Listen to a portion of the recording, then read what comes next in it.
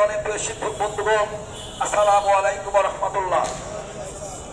আমাদের মাঠের সকলের মতামত নিয়ে সমন্বয় পরিষদের পরামর্শ করে আমাদের কর্মসূচি দিতে হয়।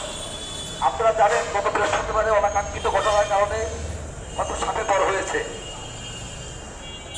হয়তো পুলিশ প্রশাসন চেয়েছিলেন আমাদের মত প্রকাশের স্বাধীনতাকে ধ্বংস করে দেওয়ার জন্য, বিনষ্ট করার জন্য।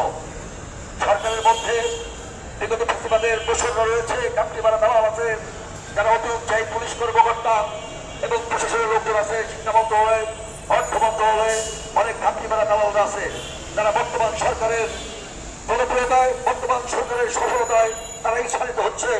ওই ইন্ডিয়া থেকে ওই ফ্যাসিবাদের দোষর ফ্যাসিস্ট হাসিনার নির্দেশনায় বাংলাদেশে অস্থির পরিবেশ সৃষ্টি করার চেষ্টা করছে।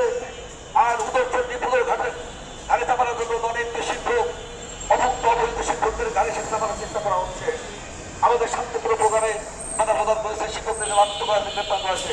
তার নিন্দা প্রতিবাদ আমরা এর আগে করেছি, এখনো করছি।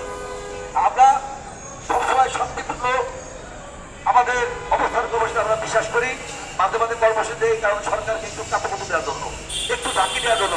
মাঝে মাঝে সরকার সক্রান্ত ঘুমিয়ে পড়ে। আবার যে অনেক আছে না অতি উৎসাহী, তারা দালাল শ্রেণী, তারা বিভিন্ন থাকেন তো তাদের যে কয়েকজন শিক্ষক আছে ও কয়েকদিন কথা মতো ক্লান্ত হয়ে বাড়ি চলে যাবে।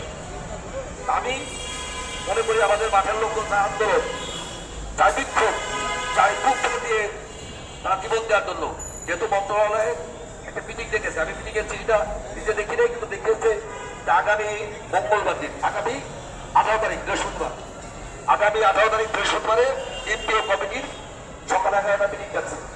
এটা আমি মনে করি আলহামদুলিল্লাহ একটা পজিটিভ সাইড।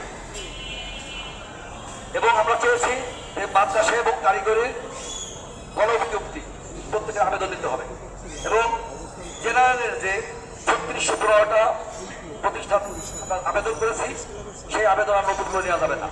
ওই আবেদনে যেগুলো স্বীকৃতি চান, যাদের স্বীকৃতি আছে